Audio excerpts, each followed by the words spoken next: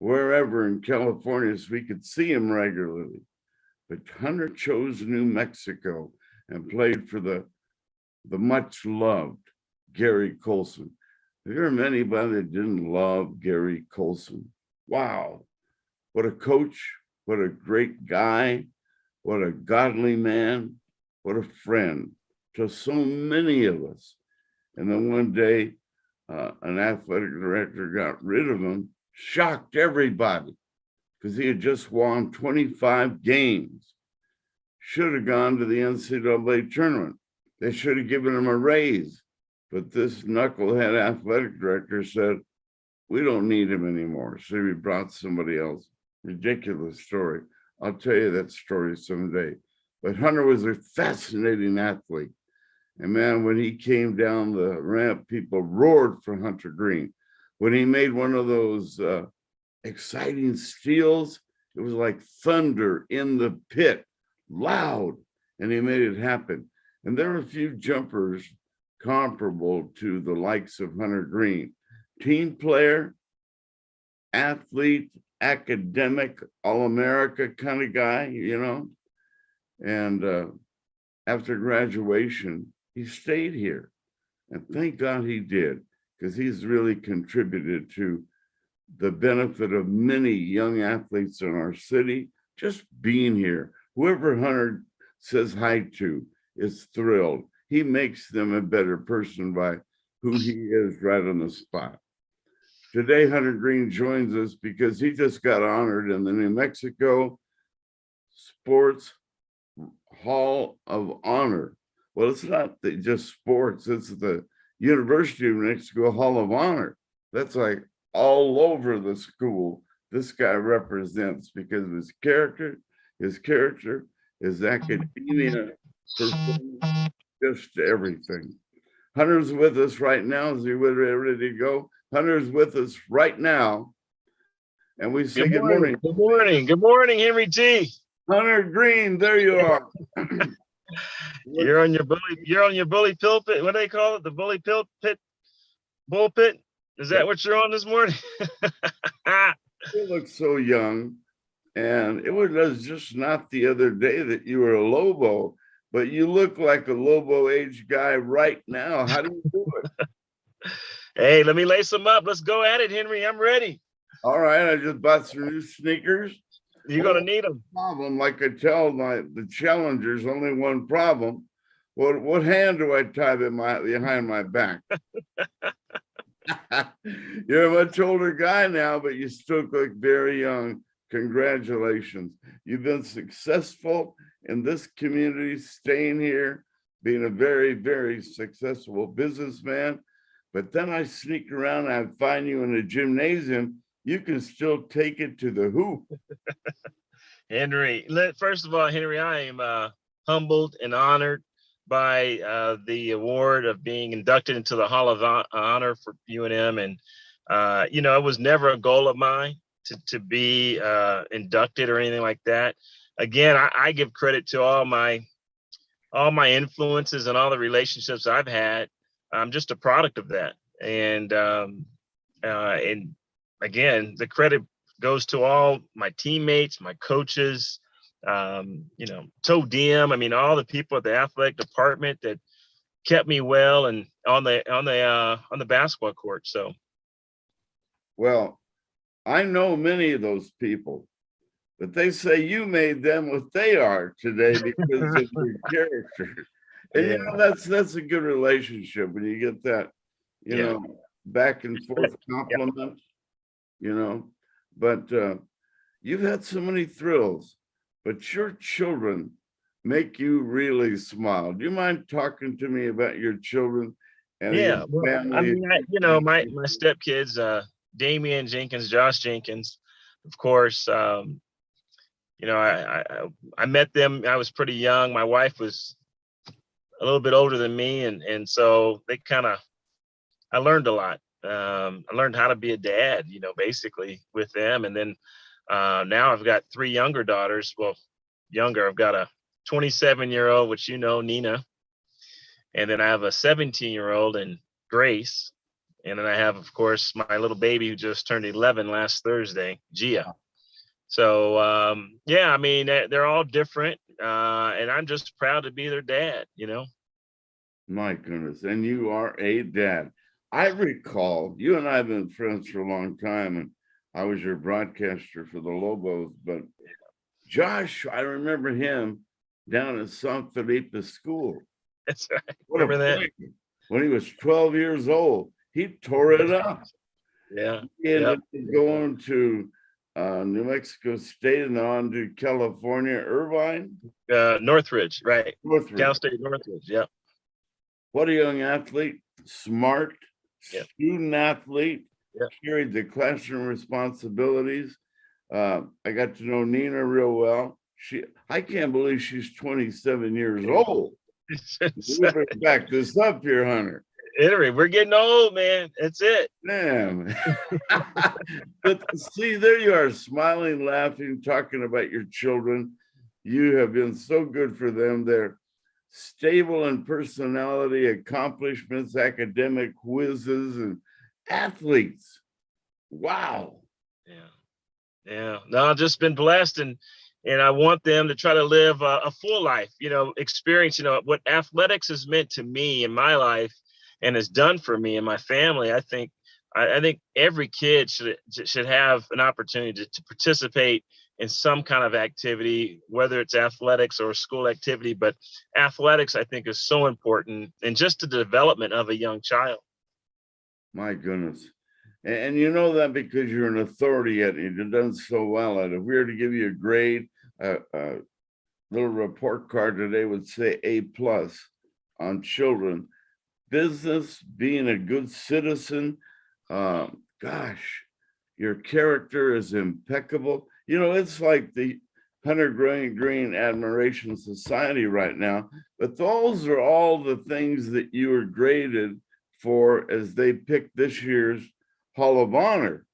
Right. Standing out there in front of that big crowd the other day, you looked like you carried that honor very, very well. What did it feel like?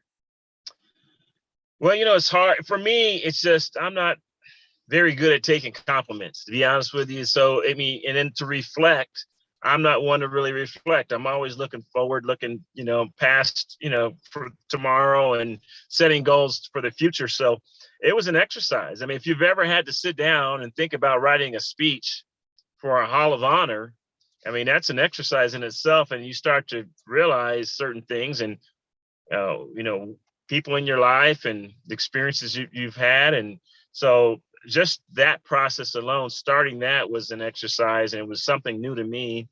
And then, of course, I got up there and got a little nervous and a little emotional because I talked about some friends who have passed, but it was fun. I mean, I thought my kids enjoyed it. I think the people there enjoyed it. So we had a good time. Amen. And if it's okay to mention two other people here, George Scott, one of your teammates, one of your close friends, he was also honored. That's a big deal. Yeah, I think he got this, I don't know what they call it, service award or award of excellence or something like that. So he was also inducted into the Hall of Honor. And also in the same present, the different honor, the Ring of Honor, was a close friend of yours, Dontrell Moore. What a great guy. Man, was he good. He was, and he's very deserving. I mean, I'm telling you, he should have gotten it a long time ago. But Dontrell Moore is very well deserving of that.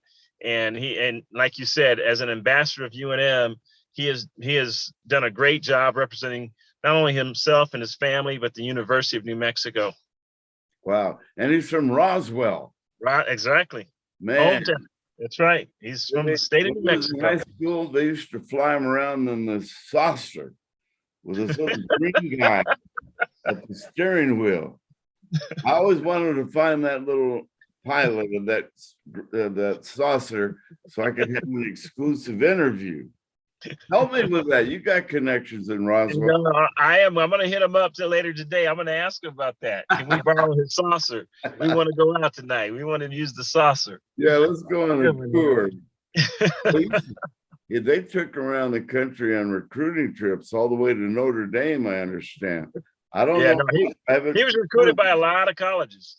I Yeah. mean, Oh, hundreds of colleges. Yeah, he was. We were lucky to have him, and he's just a stand-up guy. like him, you had a similar bringing up. Your mom was a big star in your life. Do you mind sharing that story quickly? Well, I mean, my mom was a single mom, raised 4 kids by herself. She had 4 kids by the time she was 24, and although she wasn't perfect, she afforded us the opportunity for us to follow our dreams.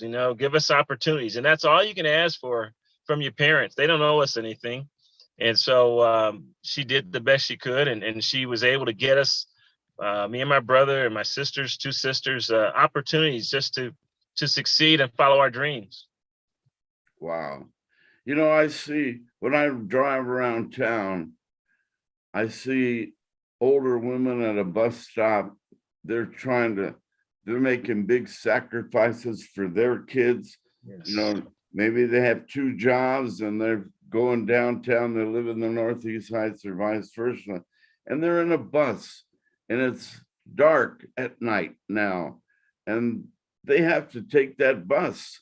It puts tears in my eyes to see those moms being like your mom and my mom and sacrificing, getting the job done, no excuses, to get home, make dinner for you, and it's dark outside. They wake up early in the morning, they go to the same bus stop, but before they go, they make you breakfast, your lunch for school. Man. Yeah, you wonder how they did it, Henry. How did they do it? How did they make and it wasn't like it is today. We just hit a drive-through and we feed our family. I mean, they made meals. I mean, we had dinner every night. And oh man, how'd they pull off Christmas? You know what I mean? Like, how'd you get those gifts under the tree when you didn't have it? And I realized later on they had this thing called credit cards that came in in the 70s, and my mom used them and she maxed them out. So, but you wonder how they were able to do it and the sacrifices. And so, it's you look back and you say, man, that's why I'm able to be where I am today. And so how can I send that elevator back down? How can I help someone else achieve and follow their dreams? Wow. Did you ever have that deep conversation with your mom where they were reluctant? They never let you miss anything. You never missed a meal. If you had to pay a little extra tuition at school or buy something that was team oriented, she always figured a way to get you through that situation and hid the entire thing from you and probably never told you what kind of sacrifice she had to go through to make you happy that day. It's an amazing. Oh, no, How did that no, motivate you to be the star that you were? no. I mean, I'm sure there's some secrets there, Henry, that as kids, you never know how they were able to make that happen. But like I said, she was able to make it happen. And that's all you can ask for. I mean, and know that there were sacrifices and we were able to get it done. And I'm just fortunate. And so I have to, pay it forward myself. And that's all I could think of is how can you pay them? Well, you pay them by paying it forward. Yeah. You needed shoes to play in the game. Mom, I need shoes by the game on Saturday. And she went out and figured it out for her son, Hunter. That's it. That touched your heart even to this day? That's it. No, it is. It does.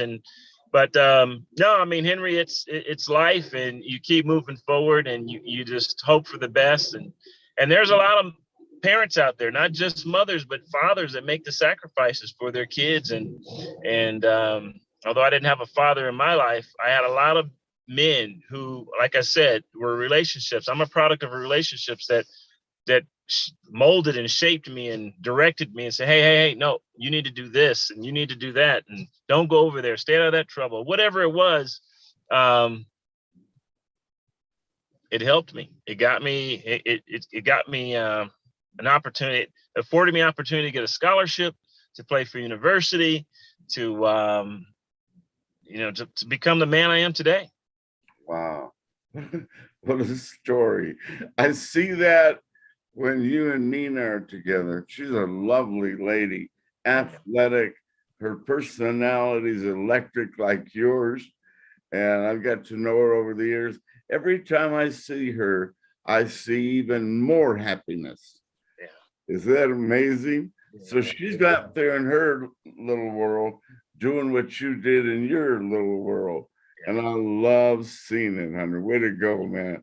This honor, though, is one for the ages. This is one that'll stay up on the wall. Hey, there's Hunter Greene. I knew him. Wow, what a star on and off the court. The stories that are told about you, and I want to let you in, they're all about your character. And then secondly, what a player. Oh my goodness. I told that story about Jerry West and Gary Colson and the reason you came out here. And that warms people's heart because they know your character. My own son, you taught him how to be a player. I can actually say Hunter Greene at the pit told my son, Aaron, hold the ball like this, shoot it like this. And he learned by your instruction. And he became a pretty good athlete thanks to Hunter Greene. So I'm indebted to you, Hunter. That's a great story to me. Yeah. Now, Colson means a lot to me. I mean, Colson brought me here. I always say Colson in the pit is what brought me here, but it's the people here that kept me here in Albuquerque. I mean, we have a great community, a lot of great people here, all different walks of life. And I mean, I just can't tell you, but yeah, as an athlete, you don't really know who you're influencing or whose lives you might impact. Like you say, Aaron, he was watching me, and just like me as a little boy, watching Magic Johnson or Michael Cooper, and you go, man, and you lace your shoes up, you pull your socks up like Coop did all the way to your kneecaps. And I mean, little things like that, kids are watching and they are influenced. And so I'm just happy that I was able to make a difference in a lot of young lives as well.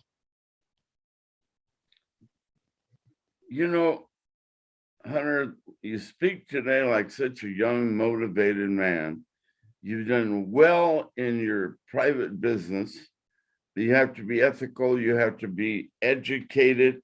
You self-disciplined yourself to being, this people of the business world. You did that. You did it well. There's some young people watching you right now. How do you accomplish the academic mandates and take that further after graduation as you have? It's a different time right now, Henry. And I think the young kids today have other challenges, and I think one of them is really dealing with social media and how to manage that, how to manage your time as you look at the watch and know that I have a meeting after. But how to manage your time. I mean, because I think so many kids today waste a lot of time. They waste a lot of time, whether it's social media wasted or just hanging around saying I'm bored. Well, there's so much more that they can do, and they just need to be directed. But and I try to tell my kids today the same thing, is that I think they waste a lot of time, and it's so we didn't have all those distractions. I mean, yeah, there was TV, maybe it was black and white, then it became color, but now they've got 300 channels on TV. They've got social media. They've got so many other distractions. I think they lose out on a lot because they're distracted with those things versus, chasing their dreams, working on their craft, and I think they get kind of confused about fame and being famous versus being someone who's got a skill or something that they can offer. And I always tell my young girls now today, I said, people, they pay you for what you know. They're not going to pay you for looking pretty, and maybe there are people like Kim Kardashian or whoever, but they pay you for what you know. And so I try to tell them and instill in them that, time is valuable and don't waste it. So. Okay, real quick, we have 7 minutes.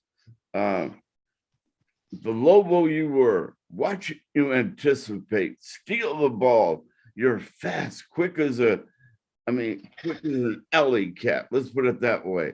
The crowd would be electrified, and you take it and leap high. And Hunter Greene, which just doesn't lightly put it in the hoop. It was the grand slam from Hunter Greene. Give me a moment to just tell us about the thrill of playing Division I basketball in the famous pit with Lobos on your chest. You know, that's a good question, Henry, because, you know, that is a special, a magical time for me, having been able to play alongside my buddy Kelvin Scarborough, Mike Winters, you know, my teammates, the energy, the magic that was created by the fans that propelled us to want to give the effort and to be able to play at that high level. It's just amazing. I don't think there's very many arenas across the country that give you that feeling. I mean, as a visitor to an arena, I've been to, you know, BYU, Wyoming, and even down in Las Cruces at times. That was pretty magical too, and UTEP and different places. Nothing like the pit. Nothing like the pit. So I think just that energy that the fans brought, it came across, and I think it gave us energy. It wanted us to perform at a high level. So it was just a great experience. I can't really describe, and it's just something that's magic. I call it magical. It's a magical moment in that pit. Wow. And your friend, Kelvin Scarborough, he had the most unique personality of kindness, caring, generosity, and personality that just electrified whoever he was talking to. That's right. And he came from a tough neighborhood that I toured, Aaron, my son, and me and Scar down in Washington, D.C. What a tough neighborhood. Yeah. I couldn't get out of there fast enough. And then Scar said, Henry, you're in my hood, man. We're going to be cool. Right. And they all saw me with Scar, and they said, oh, okay, he's cool. What a friend. No, Kelvin is, I mean, he made my college experience fun. He made it light. He was caring. He loved to give back to the kids. I mean, he taught me a lot of that. I was all about Hunter Greene when I came to UNM. I was about, you know, getting my game ready, but he took the time to stop and talk to the kids, or go out to the reservations, or go to the schools, and he taught me that, and brought me along for that journey. And I appreciate that, because it enriched my life, and not knowing it at the time, but it did. And that was Kelvin. I mean, Kelvin was selfless. Kelvin didn't care about himself in terms of what he needed. He was always concerned about what other people needed, and almost to a fault, Henry. But man, I miss him. Think about him every day. I mean, we talked every day. I mean, Scar, I'm going into a meeting. Oh, okay. You know, but he was, I just miss him, Henry. And he was. Now he should be in the Hall of Honor before me, before anybody else. He should be in the Hall of Honor. He could be in there for both his athletics and his community involvement, and his service to the community. So I guess that'll be my job. My role now is to try to see how can I get him nominated into the Hall of Honor. So yeah, even to the New Mexico Sports Hall of Fame, because he accomplished everywhere. Hunter, I'm going to let you go to your meeting. God bless you for filling the airways with your presence today. I'm so just elated to say, yeah, Hunter Greene, the star, the radio commentator. Yeah, I know that guy. How well, Henry? He's a close friend of mine. Just to be able to say that gets me emotional. Thank you, Henry. Hey, thank you, man. Appreciate everything you do for sports in New Mexico and the youth here in our state. Love you, man. Love you like a brother, Hunter Greene. All right. Okay. Hey, Henry. Say hi to all your family, all the kids, and anything I can do for you, call on me. All right. All right, Henry. Love you. Buddy. Bye. Be careful. Thank you, Hunter Greene. The Hall of Honor, ladies and gentlemen. Wow. What a place to be. You know, we're going to go back in time. I've had so many great friends in my life, and we're going to visit with one right now that has a history of coaching college basketball, D1, at Fresno State, at Purdue, and Southern Utah. Man, I can think of all the places he's been, including the head job at Monzano High School when he was a high school basketball coach. Jim Thrash, what a man. Same kind of character as we just ran into. So let's go visit Jim Thrash. Let's go way back in the day. Here's my buddy, Jim Thrash.